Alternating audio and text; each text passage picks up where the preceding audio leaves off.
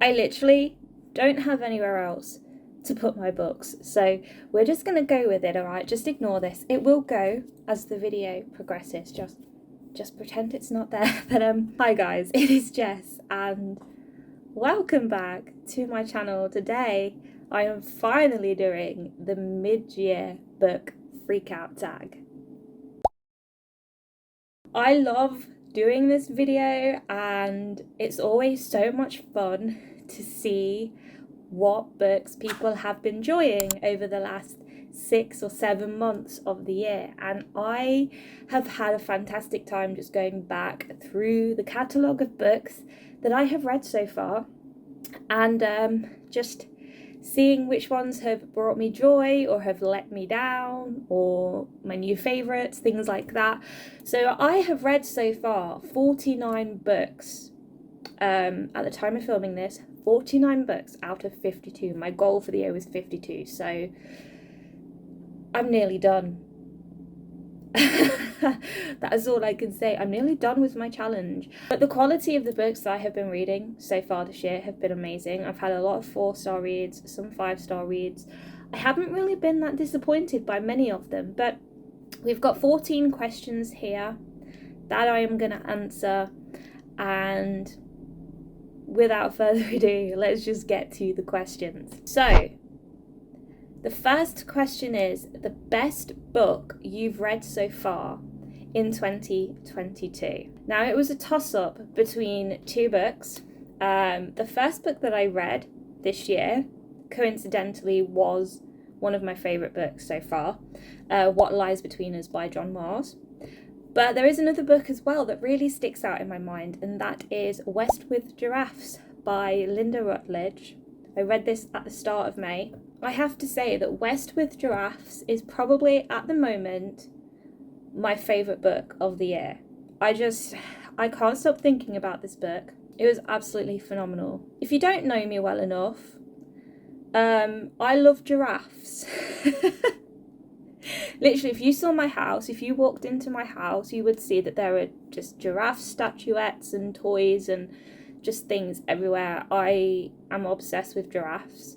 So I knew that I had to read this book when I first heard about it. This book is about these two giraffes it is a true story, these two giraffes that were transported across the Atlantic to a San Diego zoo during a hurricane. They're called the hurricane giraffes. You can Google it. It's a very interesting story.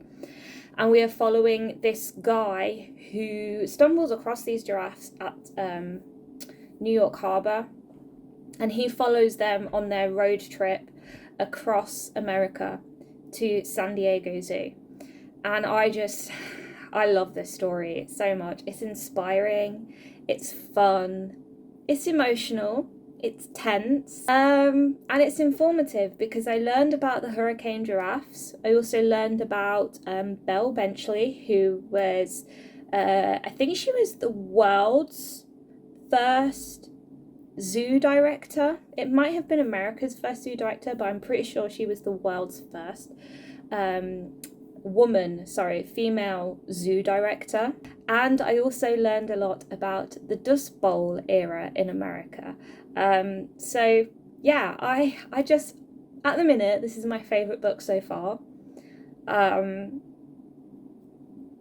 What more can I say? So question 2 is best sequel you've read so far in 2022. So I have actually only read 2 sequels this year, I think.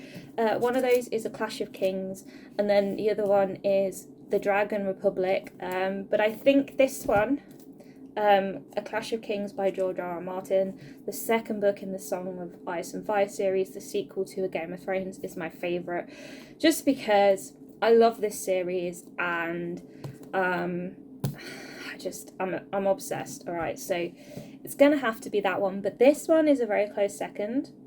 Well, it's the only sequel I've read so far other than that one, but yeah, this one is still really, really good. And if you like naval battles at sea, You'd like this one. Question 3 is a new release you haven't read yet but want to. So we have got Hide. This is by Kirsten White. I am so excited to read this book. This came out quite recently. I think it came out in May. This is like a horror thriller, and I've heard that it is a bit like Squid Game. I'm guessing it's like an intense game of hide and seek. We have 14 contestants in an amusement park, and they have 1 week to not be found, I think. And they win a load of money. If they get found, I assume they die. So I'm really looking forward to getting to this one. I'm hoping to get to it by the end of the year. Question 4 is most anticipated release for the second half of the year, and that is Babel. This is by R.F. Kuang. So R.F. Kuang wrote the Poppy War trilogy, and it's one of my favourite fantasy series. So I'm highly anticipating this one. It comes out very soon. I think it comes out in August, towards the end of August, start of September. I have pre-ordered it, so I should be getting it in about a month's time, and I'm just so excited. Oh my gosh, she is such a fantastic fantasy writer. This one's going to be very different to the Poppy War, but I'm really looking forward to it. So question 5 is biggest disappointment. Probably the Spanish Love Deception. I can't see a single reason why people love this book. I read it in May, and this book put me in a massive reading slump. I didn't even finish it. I got about 200 pages in or something, and I ended up DNFing it just because it was so bad and it was just really boring. I usually like enemies to lovers romances, one of my favourite tropes, but this just wasn't done well, in my opinion, and I am sorry if you love this book. I'm glad that you do. I'm glad that it worked for you, but I hated it. I was really let down by it, especially because it's been really, really hyped up. I was expecting incredible things, and I was just really, really let down. So sorry about that. Question 6 is biggest surprise. That would probably be 10 minutes 38 seconds in This Strange World by Elif Shafak. I picked this one up on a whim at the library. I wanted to give it a try, something different, something I wouldn't normally go for, but I'd heard really good things about it.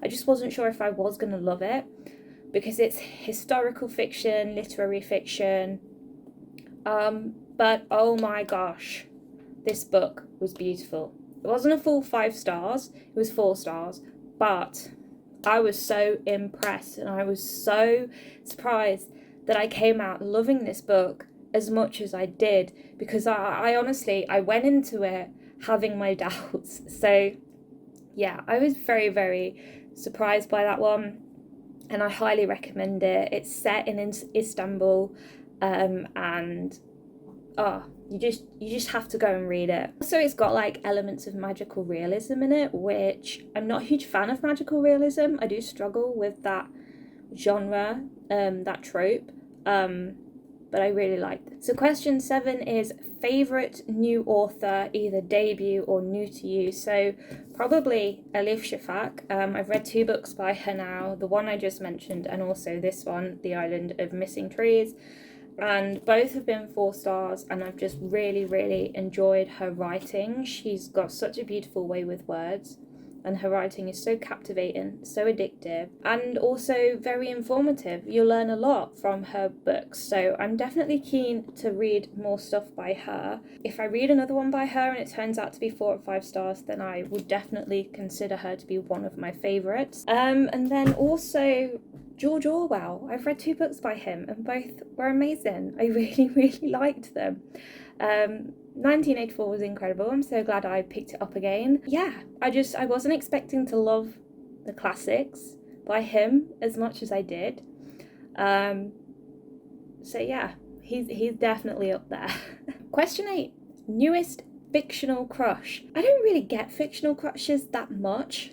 On the odd occasion I do. One that I can think of is Adam Carlson from the love hypotheses. He is just my type of guy, you know, tall, dark, handsome, a bit older. So I do like older men. What does that say about me? Question 9 is newest favourite character. Probably Camille from The Waiter. Is it Camille or Camille? He is an ex-detective from Calcutta who's now living in London. He gets thrown into a situation where someone that he works for dies, and he uses his detective skills to find out what happened. I really liked him as a character. I really liked his tenacity. I liked that he stood up for himself. I liked that he was brave to go back into the profession while he was also doing some shady stuff. I'm not going to spoil the book for you. But yeah, I really, really liked him, and he's definitely a character that he's the character that I thought of first when thinking about this question. So question 10, a book that made you cry. I don't really cry at books. There have been 2 that I can think of. And usually if a book makes me cry, it's an instant 5 stars. But a book that does spring to mind actually is In Order to Live by Yeonmi Park. So this is her memoir talking about her life in North Korea and how she and her mother and her sister escaped North Korea. And it was very harrowing. It's very hard to imagine what life must have been like for her and for people who still live in North Korea, and just some of the things that she had to go through, that she had to do, the decisions that she had to make to get to America, to leave North Korea and get to America. I couldn't imagine putting myself in her shoes and thinking what it would have been like for me if that had been me. I just can't comprehend it. It definitely made me think, definitely made me a bit emotional, so I'll go with that one. It didn't make me cry, but it could have made me cry. It could make anyone cry, I think. Question 11, a book that made you happy. So again, West with the Giraffes. Do I need to say more? Look at this smile, right?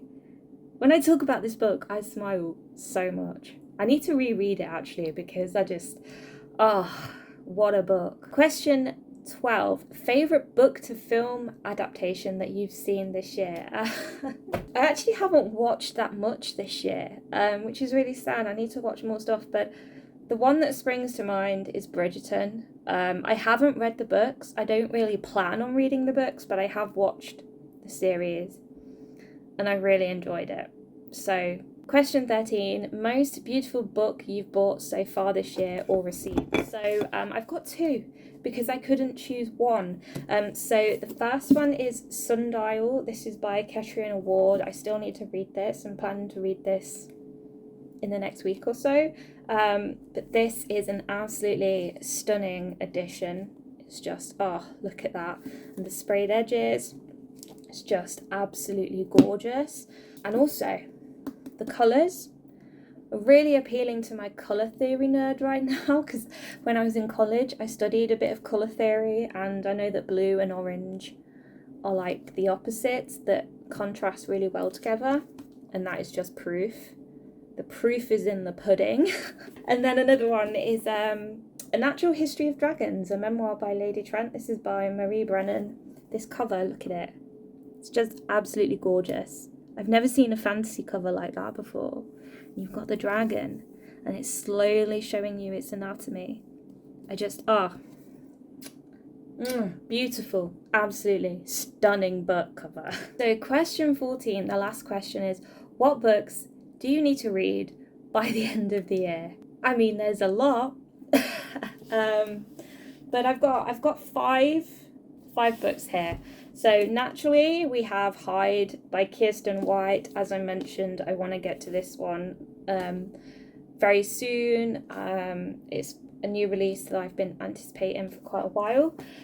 We've also got The Merciless Ones by Namina Fauna. This is the second book to The Gilded Ones, the second book in that series. I'm really looking forward to this one. I didn't love The Gilded Ones as much as everyone else did, but I'm still interested to see where the story goes because I think the series has a lot of potential. Then we've also got The Other Black Girl. This is by Zakiya Dalila Harris. I bought this last year and I've just been terrible at keeping up to date with all the books that I have, but I do want to read that one. We've also got Three Assassins. This is by Kataro Isaka. I'm just really looking forward to this one. Sounds absolutely amazing. And then lastly, we have Notes on an Execution. This is by Dania Kukafka. I've heard absolutely incredible things about this book, and I'm just so intrigued by it. And there we go, guys. That is the end of my 2022 mid-year book freakout tag. I've had real fun looking back at all the books I've read so far and answering these questions. Please feel free to let me know any of your answers to the questions down below in the comments. I always love to hear what you guys have to say. Do you agree with me if you've read any of the books I've talked about, or do you not agree with me? Love a bit of controversy. As always, you can leave a cheeky thumbs up if you like this video because it does really help out with my channel. You can subscribe as well, and you can hit the bell button so you will be notified every single time I do upload. And having said all of that, I will leave you lovely people to get on with the rest of your day, and I will see you all in my next video very soon. Bye guys.